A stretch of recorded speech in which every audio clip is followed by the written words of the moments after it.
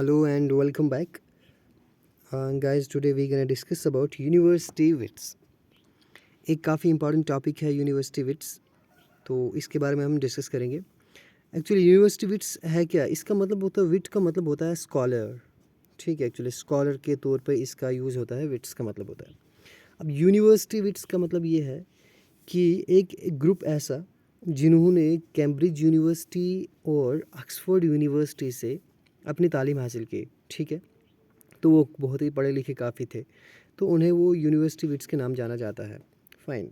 Actually ये जो term है गाइस, ये उनके लाइफ टाइम में यूज़ तो नहीं हुई थी. It was used in 19th century by सैंसबरी.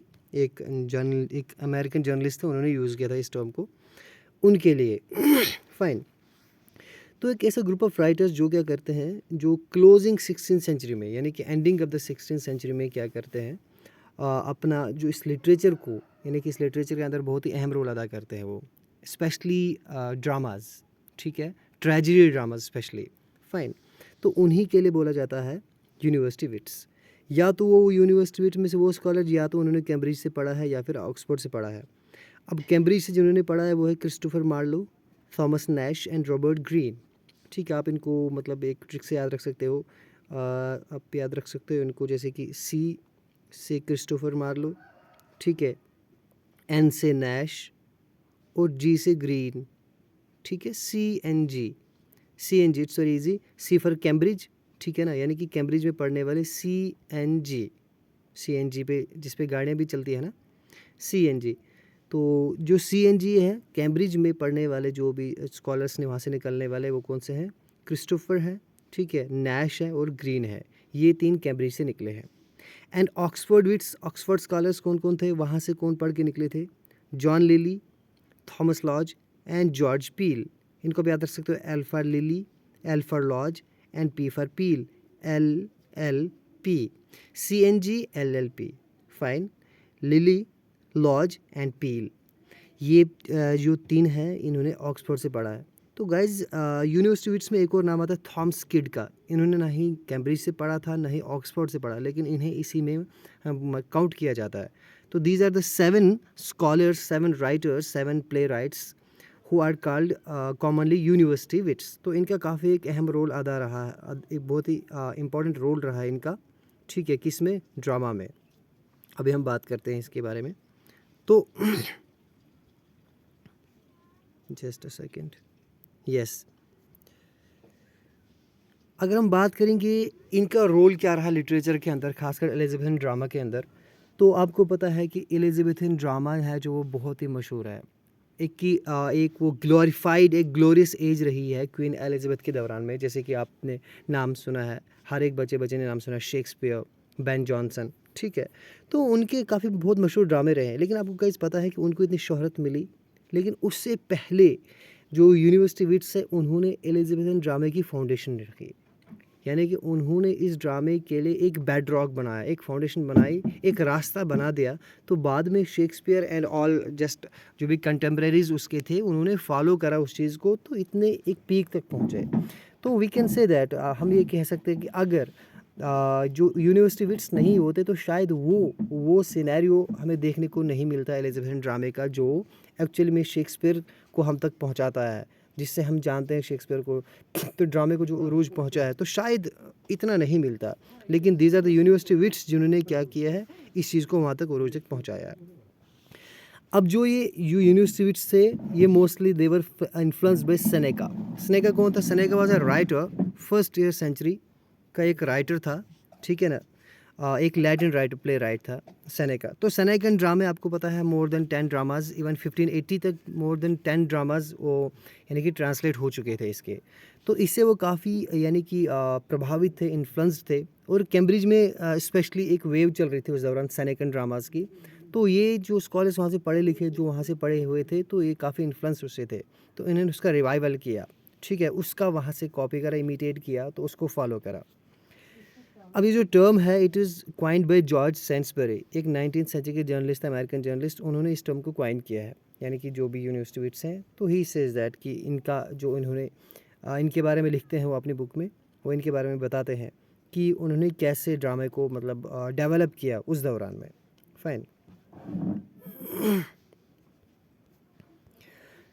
Then we have, if you talk about the Elizabethan drama, तो कॉमेडी में ज़्यादा रोल नहीं था, बट कि ट्रेजिडी में ज़्यादा इन्होंने काम किया। सारी यूनिवर्सिटीज़ ट्रेजिडी में लिखते थे except Lyly. Lyly was one only जिसने क्या किया, कुछ कॉमेडीज़ भी लिखी, ठीक है ना। कॉमेडीज़ के लिए भी एक रास्ता बनाया आगे। लिली के अलावा बाकी सब ने एलिजाबेथन ड्रामे को काफ़ी ऊपर तक लेके आए वो। जैसे कुछ कॉमेडीज रिटन ने इसने लिली ने लिखी है, कैंपेस पे एंडीमियन है, वगैरह वगैरह। फाइन। अब जो यूनिवर्सिटी विट्स है ना, एज़ पर देम, ये जो बाकी दूसरे ऐसे राइटर्स थे जिन्होंने यूनिवर्सिटीज़ ऑक्सफोर्ड या कैम्ब्रिज से नहीं पढ़ा है, वो उन्हें एक किस्म का इन्फीरियर मानते थे, उनको कंडेम्न करते थे वो। जैसे कि directly we can say that Shakespeare, Ben Jonson, आगे हम पढ़ेंगे राइटर्स ने कैसे क्रिटिसाइज़ किया है शेक्सपियर को। फाइन, तो हम आगे पढ़ेंगे। तो अभी ये इन्होंने क्या किया, इनको कंडेम्न किया है, जो भी स्कॉलर्स यानी कि जो भी राइटर्स, जो भी प्ले राइट जिन्होंने इन यूनिवर्सिटी से नहीं पढ़ा, उन्हें थोड़ा सा क्या किया, उन्होंने कंडेम्न किया हुआ है, ठीक है। अच्छा, जो एलिजाबेथन ड्रामा था उस वक़्त, जो यूनिवर्सिटी विट्स ने जो ड्रामा बनाया था, जो भी ड्रामे जो भी प्ले राइट थे, उनकी जो मेन थीम्स क्या होती थी, उनकी जो ट्रेजेडी थीम्स होती थी, उनकी जो ड्रामेटिक थीम्स होती, वो क्या होती थी, हेरोइक थीम्स ज़्यादातर होती थी, ठीक है। जिसमें से वायलेंट इंसिडेंट होते थे, कोई इमोशंस की बात होती थी बहुत ज़्यादा, ठीक है।